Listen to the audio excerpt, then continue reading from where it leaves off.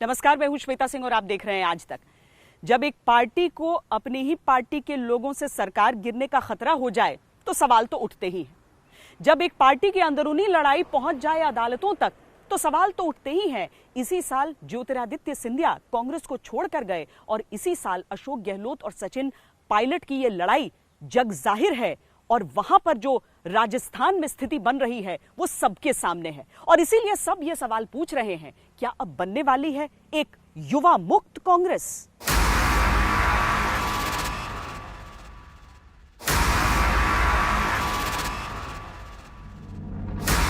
कांग्रेस की youth brigade का pilot इतना नाराज क्यों है?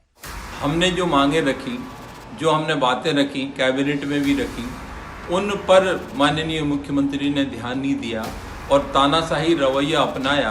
हम आज तक पार्टी के खिलाफ बोले नहीं है और यदि फिर भी वो चाहते हैं तो हमको एमएलए की कोई परवाह भी नहीं है। जनता चाहेगी तो दोबारा एमएलए बढ़ जाएंगे। आज ये बात कहते हैं कि करोड़ों के लेन देन की बात हो रही है, तो मैं माननीय मुख्यमंत्री से पूछना चाहता हूँ कि हम जब बसपा में थे और कांग्रेस जब हमने ज्वाइन की तो हमें कितने पैसे दिए, बताएं ईमानदारी से।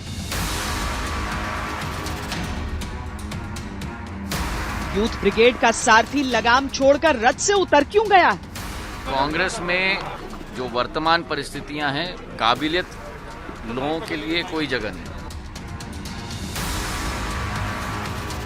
उत्तर से पश्चिम तक कांग्रेस के युवा खेमे में बेचैनी क्यों है? क्या कांग्रेस में बुजुर्गों को युवाओं का अंदाज नहीं भाता? कोई अच्छा इंग्लिश हिंदी बोलना, अच्छी बाइट देना, वो सब कुछ नहीं होता है। अच्छे हैंडसम पर्सनालिटी होना सब कुछ नहीं होता है। क्या कांग्रेस में युवाओं को बुजुर्गों का साथ नहीं सुहाता? 90 दिन आदरणीय कमलनाथ जी और दिग्विजय सिंह जी क्या कर रहे थे? राजनीति की रोटी को सेक रहे थे। जोश और जंग की एक कहानी सामने है। अनदेखी, आक्रोश, उपेक्षा के आरोपों की कई कहानियां पहले भी बीत चुकी हैं। राहुल जी से तो मेरा मुलाकात होता था, लेकिन मुलाकात का टाइम में जैसे हम लोग दोनों बात कर रहे हैं, बीच में कुत्ता आ जाएगा, वो कुत्ता को गोद में ले लेगा और आदमी को भूल जाता है। तो बहुत ही अजब किस्म का एक लोग है। एक दौर था जब नाम ही नाम थे। क्या आपको लगता है कि जो फर्स्ट टाइमर एमपीज है, like Sachin Pilot, like Jyotiraditya Scindia, like Jatin Prasada, Milind Deora, ये सब भी पीएम बनने की काबिलियत रखते हैं? जी, क्यों नहीं, क्यों नहीं। सारे यंग हैं, सारों का अच्छा नजरिया है, तो क्यों नहीं, सब में क्वालिटीज तो हैं। एक दौर ये है जब नाम छूट रहे हैं, जो बाकी हैं उनके बने रहने पर संशय। Whatever is in national interest, like I said, is beyond any party and individual. वक्ताओं ने कन्नी काट ली है, प्रवक्ताओं ने पाला बदल लिया है। संकट की स्थिति में दिल्ली से दूत निकलते हैं, लेकिन सर्वोच्च नेतृत्व की अनुभवी कमेटी में सन्नाटा रहता है। असमंजस के बादल तनते हैं तो फिर छंटते नहीं। कुछ महीने पहले ज्योतिरादित्य सिंधिया का मामला हो या अब सचिन पायलट का मामला, एक बात समझ में आती है कि दरारें अगर दुनिया को, मीडिया को, आम लोगों को नजर आ रही थी तो क्या पार्टी आला कमान के लिए ये कोई नई बात थी? सचिन पायलट के मामले को लेकर जिस तरह से सवाल उठाए गए उसमें सीधे सीधे बीजेपी की ओर इशारा किया गया और कहा गया कि पार्टी के भीतर तो सब ठीक था, लेकिन बीजेपी ने एक साजिश रचने का प्रयास किया। लेकिन इन सारे सवालों के बीच कांग्रेस के सामने जो सबसे बड़ा सवाल रह गया वो ये कि सब जानते बूझते क्या इस मामले को एड्रेस करने में बहुत देर कर दी?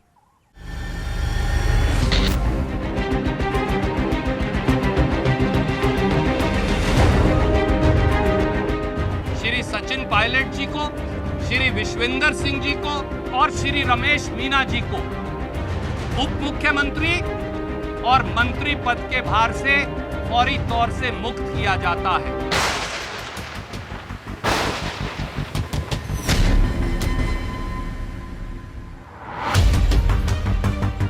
राजस्थान कांग्रेस के भीतर दिक्कत 2 साल से थी, लेकिन इसे दूर करने की जगह दिल्ली का शीर्ष नेतृत्व शुतुरमुर्ग की तरह जमीन में गर्दन गड़ाए रहा।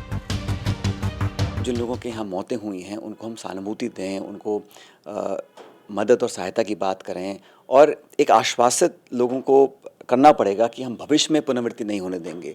इन सब चीज़ों के लगता है कि एक कंपैशनेट, एक संवेदनशीलता हम लोगों को प्रकट करनी चाहिए थी, ताकि लोगों को ना लगना नहीं चाहिए कि ये एक रोज़मर्रा का इशू है। उन परिवार के लोगों को उनके मलहम लगाने की ज़रूरत थी, उन लोगों को कॉन्फिडेंस में लेने की ज़रूरत थी, और जो सिस्टमेटिक अगर की कमियां हैं तो उसको एक्सेप्ट करके ठीक करने की बात हमने करी, और मेरे ख्याल वही हम लोगों को सही रास्ता अपनाना पड़ेगा। लगे आपको कोई कमी बेशी रही है, एक्शन होना चाहिए, पर जो भूमिका है पीसी प्रेसिडेंट की, वो भूमिका वो होती है जिसमें उनको खुल करके कहना चाहिए, भाई यह कमी मुझे महसूस हो रही है। अगर विपक्ष कहने का अधिकार रखता है तो सत्ता पक्ष का अध्यक्ष भी, उनको अधिकार होना चाहिए वो अपनी खुद की गवर्नमेंट है। राजस्थान में सचिन पायलट और अशोक गहलोत के बीच की लड़ाई कोई आज की बात नहीं है। 2018 में कांग्रेस के चुनाव जीतने के बाद जब सचिन पायलट को नजरअंदाज करके अशोक गहलोत को मुख्यमंत्री बनाया गया, आज के मनमुटाव का बीज उसी वक्त बो दिया गया था।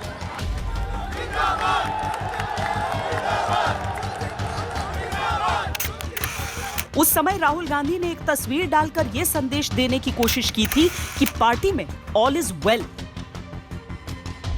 यानी राहुल गांधी ने जो एक ट्वीट किया था आप दोनों की तस्वीरों के साथ, यूनाइटेड कलर्स ऑफ राजस्थान, ये यूनाइटेड कलर्स दिखेंगे क्योंकि लोकसभा चुनाव नज़दीक हैं, बहुत निर्णायक है। देखिए, अगर ये यूनाइटेड नहीं है हम लोग, तो हम लोग इतने सफल ही नहीं हो सकते थे।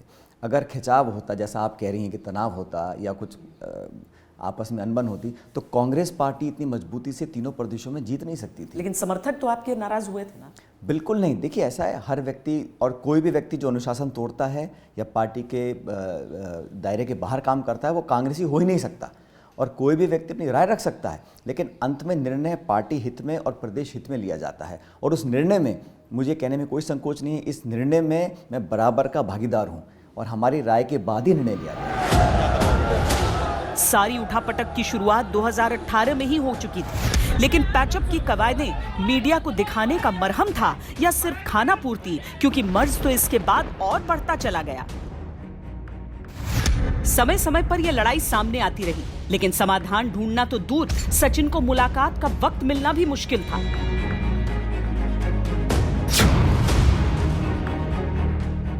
आगा मैंने कई बार किया कि षड्यंत्र बहुत बड़ा षड्यंत्र है और ट्रेडिंग का षड्यंत्र है, और उसमें हमारे किसी नेता को ट्रैप पे नहीं आना चाहिए। मैं सचिन पायलट ईश्वर की शपथ लेता हूँ। राजस्थान में कांग्रेस सरकार बनने से लेकर अब तक सचिन पायलट के बयानों को देखा जाए तो ये स्पष्ट होता है कि वो हर बार पार्टी के सिस्टम से नाराज थे, पार्टी से नहीं। उनकी लड़ाई अधिकार और सम्मान के लिए थी, यानी मर्ज कुछ और था, दवाई लगातार किसी और की होती रही।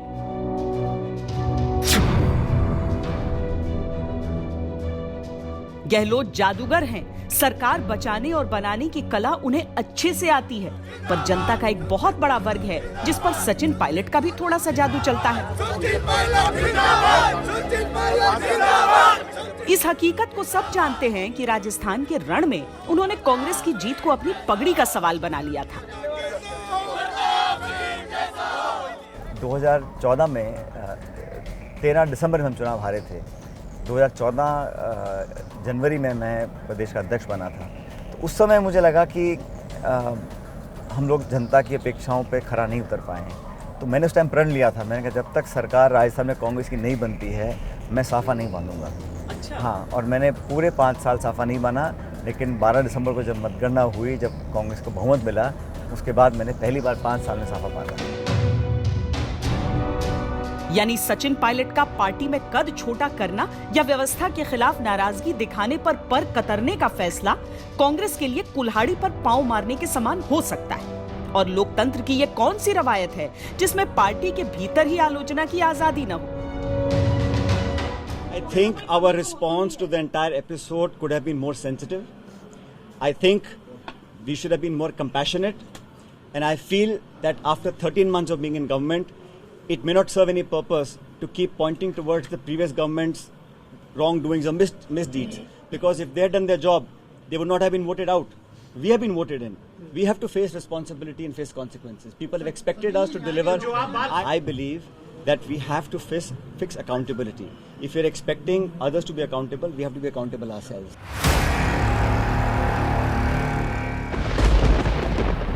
ये कांग्रेस का अंदरूनी मामला है, लेकिन सीधे सीधे देखने पर इतना समझ आता है कि पहले तो बीमारी को पकड़ने में देरी हुई, फिर दवा गलत दी गई और अब सेहत का सर्टिफिकेट देने में भी जल्दबाजी की जा रही है।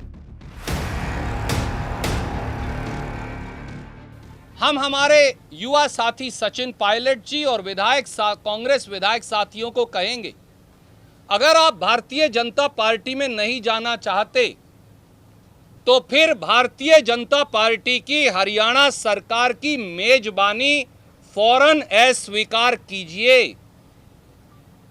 अगर आप भारतीय जनता पार्टी में नहीं जाना चाहते तो मनोहर लाल खट्टर की भारतीय जनता पार्टी के सुरक्षा चक्र को तोड़कर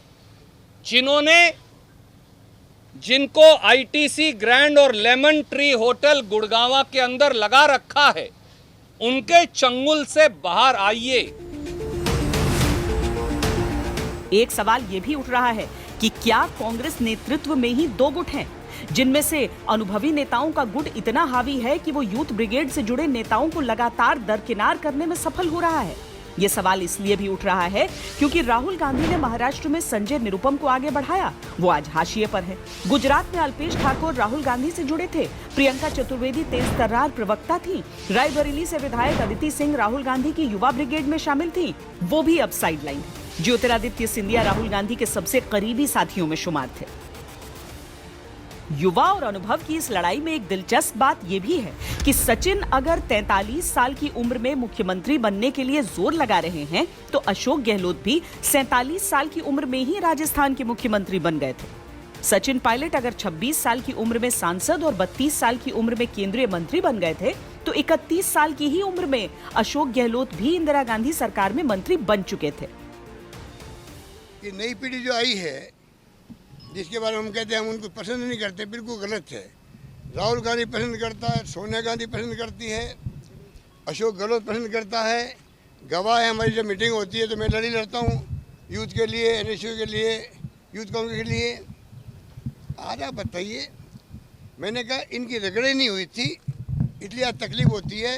ये समझ नहीं पा रहे, इनको केंद्रीय मंत्री बन गए, पीसीसी अध्यक्ष बन गए। अगर रगड़ी होती तो और अच्छा ढंग से काम करते थे।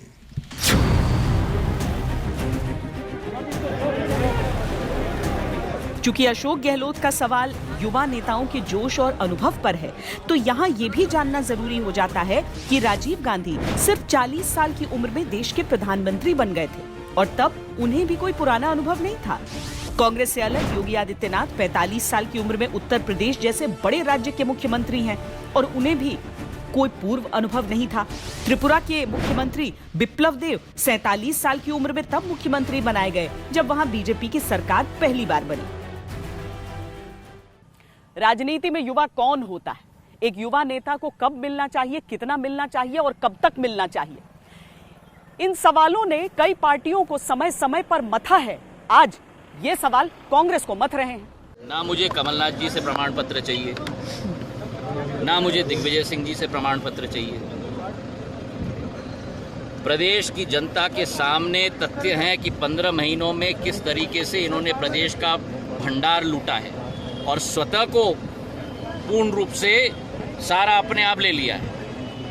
वादा खिलाफी का इतिहास देखा है, समय आएगा तो मैं सब बताऊंगा। 22 सीटें आपके लिए पर मैं केवल इन दोनों को यही कहना चाहता हूं कि टाइगर अभी जिंदा है।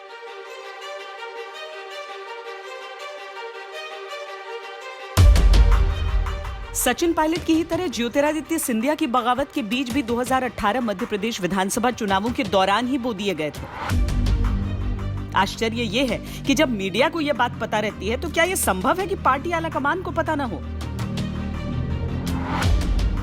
राहुल गांधी के आने के बाद से बहुत कुछ बदला मध्य प्रदेश में संगठनात्मक तौर पर, मतलब मनमुटाव आप कह रहे हैं कि अब नहीं है, संगठनात्मक तौर पर भी और सभी को एक सूत्र में बांधने में भी उनका एक बहुत महत्वपूर्ण। तो फिर सारे सर्वे कहते हैं कि ज्योतिरादित्य सिंधिया सबसे पॉपुलर चेहरा, वहां पर क्यों नहीं घोषित कर दिया जाता है आपको चेहरा? मैं नहीं मानता कि किसी भी राज्य में केवल चेहरा घोषित करने से आपका रास्ता साफ हो जाएगा। मैं मानता हूं कि अगर चुनाव जीता जाता है तो वो तभी जीता जाता है जब एकता के साथ पूरी पार्टी काम करे और सबसे महत्वपूर्ण जब जमीनी कार्यकर्ता का मनोबल हम लोग बढ़ा पाए। ज्योतिरादित्य को तब से शिकायत थी और राहुल गांधी का बेहद करीबी होने के बावजूद क्या उनकी बात को सुनने की फुर्सत किसी को नहीं थी, या फिर मर्ज को नजरअंदाज करने की पुरानी परंपरा का ही निर्वाह किया गया?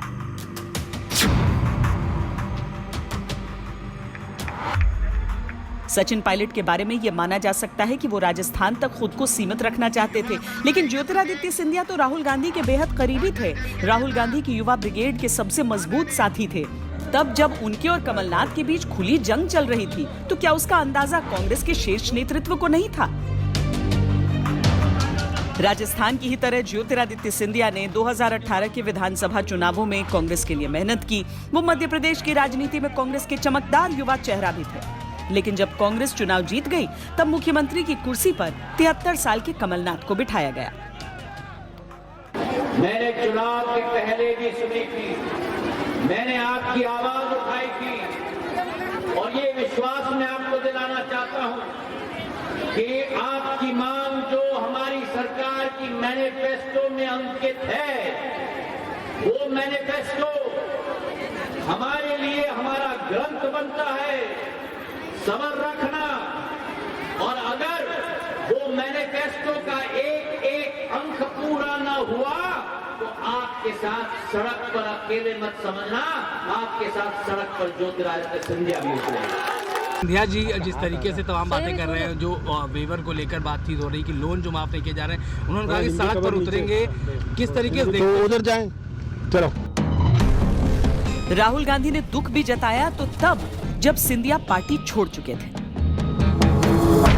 ज्योतिरादित्य सिंधिया जी की विचारधारा में जानता हूं, वो मेरे साथ कॉलेज में थे, बातचीत चली है मेरी, मैं उनको बहुत अच्छी तरह जानता हूं। ज्योतिरादित्य सिंधिया जी को अपने पॉलिटिकल भविष्य का डर लग गया और जो उनकी विचारधारा थी उन्होंने उसको अपनी जेब में रख दिया और आरएसएस के साथ चले गए।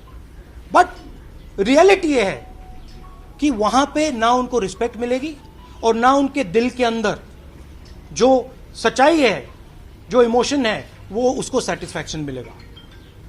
तो ये वो समझ जाएंगे। एंड मेरी तो ज्योतिरादित्य के साथ पुरानी फ्रेंडशिप है। सचिन पायलट और सिंधिया के मामलों में कई समानताएं दिखी। दोनों ही की नाराजगी को पार्टी ने नजरअंदाज किया, दोनों को अन्याय की टीस रही, दोनों के लिए पार्टी के दरवाजे खुले रहने का दावा तो किया गया, लेकिन रास्ते बंद कर दिए गए। अगर परिवार का कोई सदस्य नाराज हो जाए तो वो परिवार को गिराता नहीं, वो परिवार से अपरुष्ट होकर अपना गुस्सा प्रकट कर माँ बाप के साथ बैठकर, चाचा ताऊ के साथ बैठकर, परिवार के साथ बैठकर उसका हल निकालता है। कांग्रेस पार्टी के दरवाजे खुले मन से मैं कह रहा हूं, अजय माकन जी की ओर से और प्रभारी महासचिव पांडे जी की ओर से और सोनिया जी और राहुल जी की ओर से, कि वो सचिन जी हों या दूसरे विधायक हों, उनके लिए कांग्रेस के दरवाजे खुले हैं। पार्टी फोरम पर अपनी बात रखें, हम उनकी बात, हर बात का हल निकालने के लिए खुले मन से तैयार हैं। जब ज्योतिरादित्य सिंधिया ने कांग्रेस पार्टी को छोड़ा था, उस समय कहा गया कि सुगबुगाहट है कि सचिन पायलट भी छोड़ सकते हैं, लेकिन उस समय भी कुछ नहीं किया गया। अब जब सचिन पायलट की बात चल रही है तो और कई युवा कांग्रेस नेताओं की बात भी होने लगी है।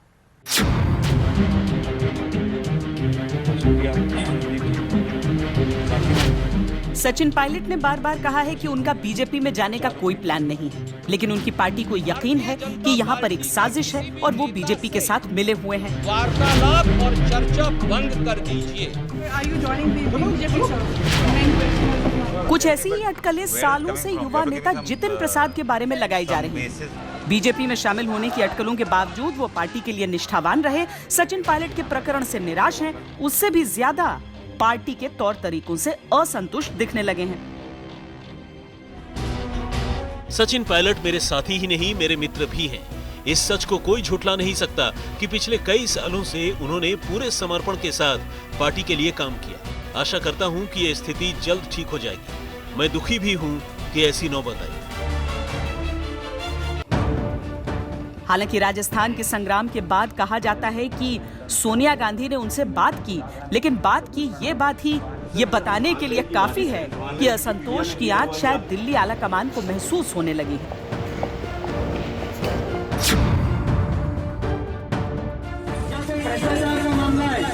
दीपेंद्र हुड्डा हरियाणा की राजनीति में कांग्रेस का युवा चेहरा है, लेकिन संगठन में उनके लिए कोई भूमिका नहीं बनाई गई। उनकी नाराजगी समय समय पर दिखने भी लगी है। पार्टी लाइन से अलग वो कई बार पहले भी अपनी राय जाहिर कर चुके हैं। मोदी सरकार ने जम्मू कश्मीर से धारा 370 हटाई तो उन्होंने खुलकर इसका समर्थन किया था। सचिन पायलट की नाराजगी सामने आने के बाद रूठे युवा नेताओं को मनाने के क्रम में दीपेंद्र हुड्डा से भी बात की गई है, लेकिन पार्टी में भविष्य की दिशा की अगर यही दशा रही तो कौन जाने कल कौन क्या निर्णय ले।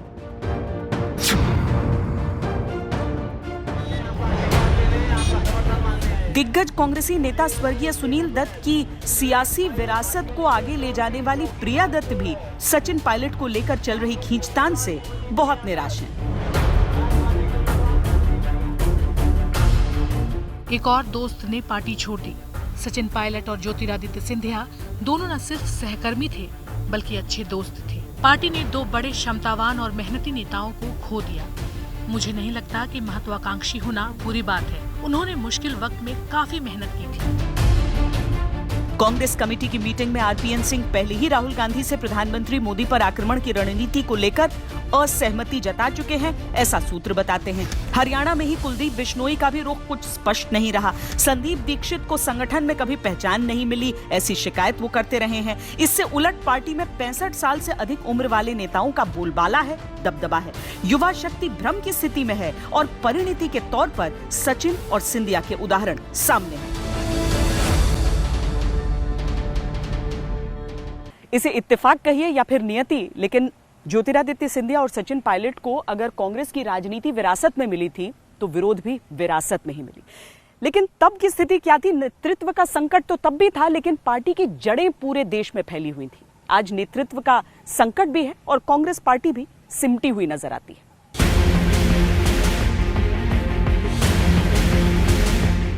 I am writing a letter to all the PCC delegates, giving my views to them. Let us see how do they react, what is their decision. Whatever they decide, I salute like a soldier and follow the majority.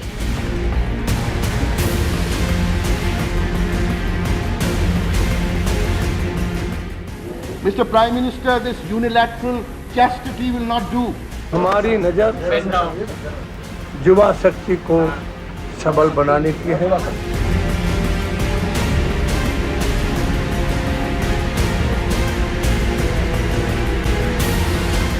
वादा खिलाफी का इतिहास देखा है, पर मैं केवल इन दोनों को यही कहना चाहता हूं कि टाइगर अभी जिंदा है। कमी कोई खास नहीं रही है, लेकिन हमेशा 100 में से 100 काम नहीं हो पाते हैं। जनसेवा के लिए मेरे पूज्य पिताजी का समर्पण बेमिसाल था।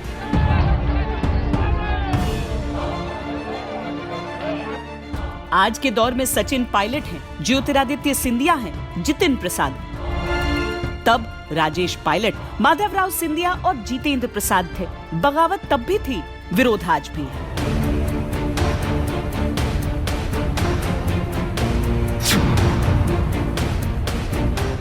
तब पिता माधवराव सिंधिया ने खामोशी से कांग्रेस से किनारा कर लिया था और समय के हिसाब से चले।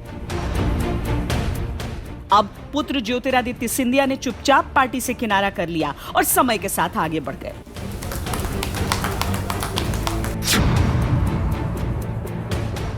तब पार्टी के अंदर रहकर पिता राजेश पायलट ने पार्टी के सिस्टम के खिलाफ बगावत की आवाज बुलंद की थी।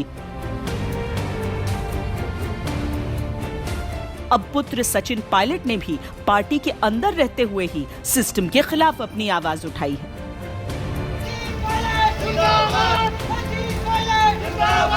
हमारे नेता हैं और अभी तक माननीय सचिन पायलट जी ने, जिनको हम लीडर मानते हैं, उन्होंने अधिकृत उनके ना फेसबुक पे, ना ट्विटर पे, ना कोई स्टेटमेंट, किसी प्रकार की कोई बात नहीं कही है। हाँ, जो आप कह रहे हैं मुकेश जी ने ये कहा या किसी और ने कुछ कहा, तो हर आदमी को अपने इंडिविजुअल कुछ भी कहने का फ्रीडम है। So you can not take everything on that tangent. तब पिता जितेंद्र प्रसाद ने खुलकर पार्टी के अंदर लोकतंत्र की आवाज बुलंद की थी। अब पार्टी के अंदर लोकतंत्र को लेकर जितेंद्र प्रसाद भी चिंता जाहिर करने लगे हैं। तब में और अब में फर्क बस इतना है कि तब पार्टी का विस्तार देश में हर ओर था, जनाधार वाले नेताओं की पार्टी में भरमार थी। अब की स्थिति ये है कि पार्टी के पास जनाधार की जमीन बहुत सीमित रह गई है। उसमें भी इतनी गहरी दरारें पड़ती जा रही हैं, जिनका भर पाना आसान नहीं दिखता।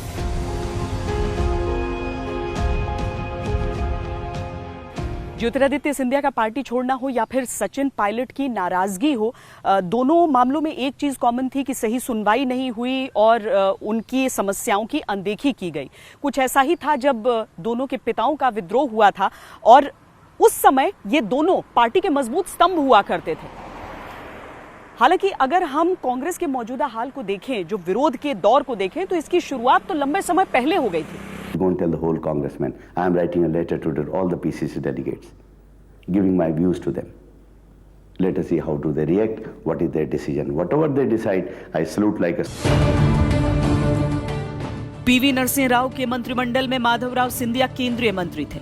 तब भी पार्टी के अध्यक्ष सीताराम केसरी थे। माधवराव सिंधिया का नाम तब जैन हवाला कांड में सामने आया तो जनवरी 1996 को उन्हें मंत्री पद से इस्तीफा देना पड़ा। सीताराम केसरी ने आगामी चुनाव में उन्हें टिकट देने से इनकार कर दिया। माधवराव सिंधिया ने कांग्रेस छोड़कर मध्य प्रदेश विकास कांग्रेस नाम से नई पार्टी बनाई और जीते। यूनाइटेड फ्रंट वाली देवेगौड़ा सरकार को बाहर से समर्थन भी दिया। सोनिया गांधी के पार्टी अध्यक्ष के दौरान कांग्रेस में वापसी की।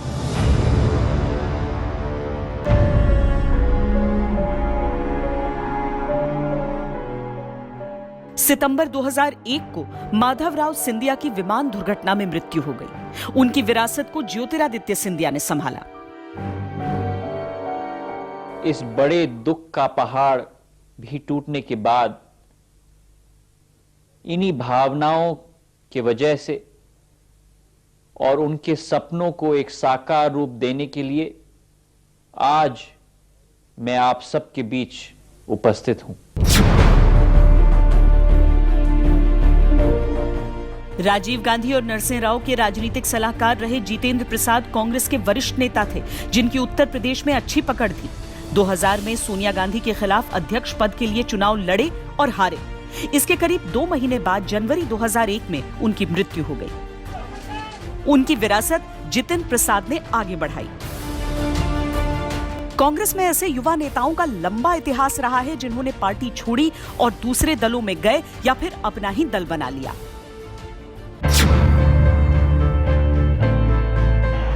కాపాడుతానని ఆంధ్రప్రదేశ్ రాష్ట్ర ముఖ్యమంత్రిగా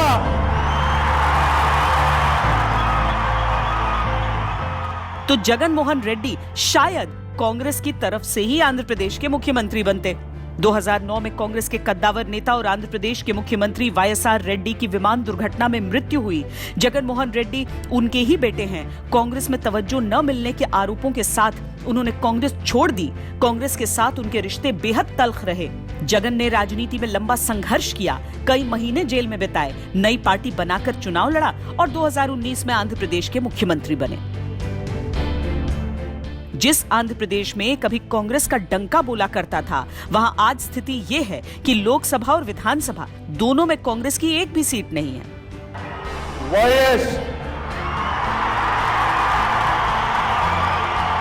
जगन मोहन रेड्डी ने नेनु असंतोष ने कांग्रेस में बार बार दरारें डाली। कई बार ये दरारें इतनी गहरी रहीं कि कांग्रेस फिर कभी कुछ क्षेत्रों में अपना रुतबा कायम ही नहीं कर पाई।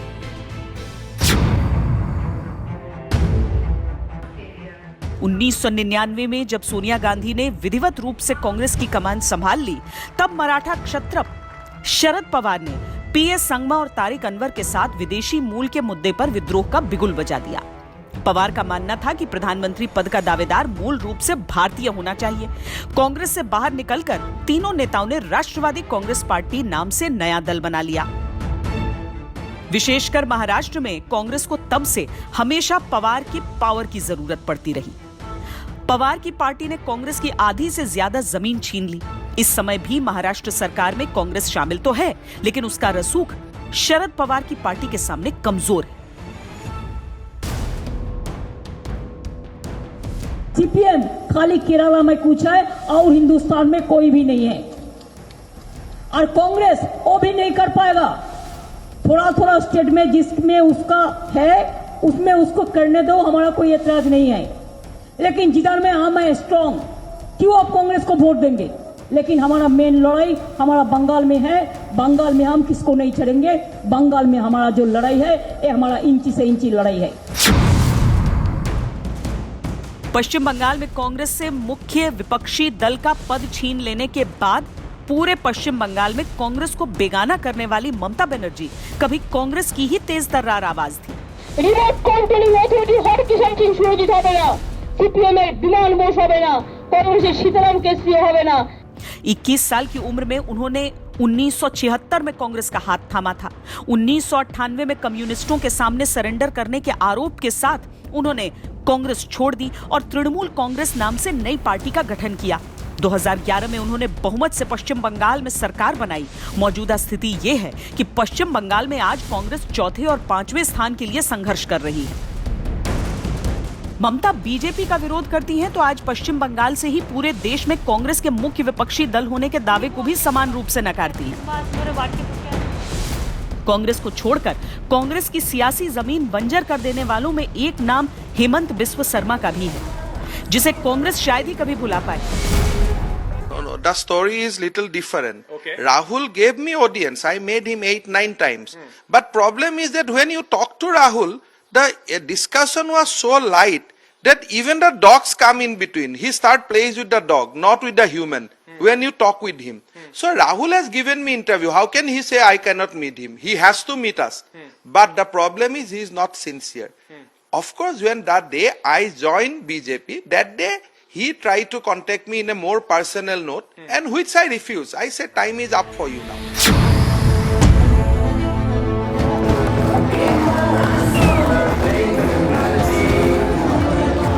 हेमंत बिस्व ने अनदेखी का आरोप लगाते हुए 2015 में कांग्रेस से नाता तोड़ लिया और बीजेपी ज्वाइन कर ली। हेमंत बिस्व शर्मा के बीजेपी में आने और कांग्रेस से जाने का नतीजा ये हुआ कि नॉर्थ ईस्ट में हमेशा खाली रहने वाली बीजेपी ने असम में तो सरकार बनाई ही, मणिपुर, अरुणाचल और त्रिपुरा में भी कमल खिलाया। कांग्रेस इन राज्यों में अपनी जमीन गंवाती चली गई। बीजेपी ने हेमंत की क्षमता को पहचानते हुए नॉर्थ ईस्ट के दलों को मिलाकर बनाया गया नॉर्थ ईस्ट डेमोक्रेटिक फ्रंट का संयोजक बना दिया। नतीजा आज इन क्षेत्रों में बीजेपी की बढ़त के तौर पर दिखता है, जबकि कांग्रेस की सियासी जमीन पूरी तरह खिसक चुकी है। जो विरोधी पार्टियां हैं वो कांग्रेस को जब भी निशाने पर लेती हैं तो वंशवाद और परिवारवाद के आरोप लगते हैं, गांधी परिवार की पार्टी में वर्चस्व के आरोप लगते हैं। लेकिन अगर हम गांधी परिवार के बिना कांग्रेस की स्थिति देखें तो वहां भी कई दिलचस्प कहानियां सामने दिखती हैं।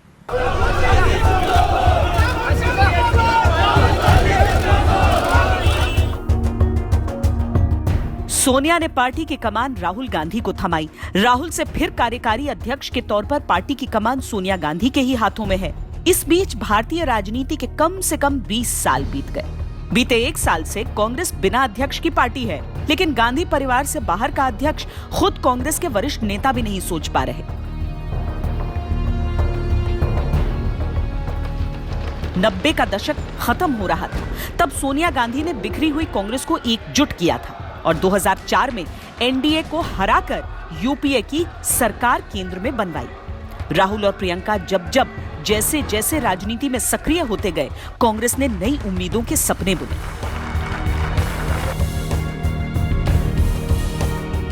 आज कांग्रेस संगठन के तौर पर भले कमजोर दिख रही हो, भले ही सत्ता के उसके केंद्र सिकुड़ चुके हों, लेकिन पार्टी के नेतृत्व के तौर पर गांधी परिवार के अलावा खुद पार्टी और नामों पर विचार नहीं करना चाहती, क्योंकि बिखराव का डर हमेशा बना रहता है।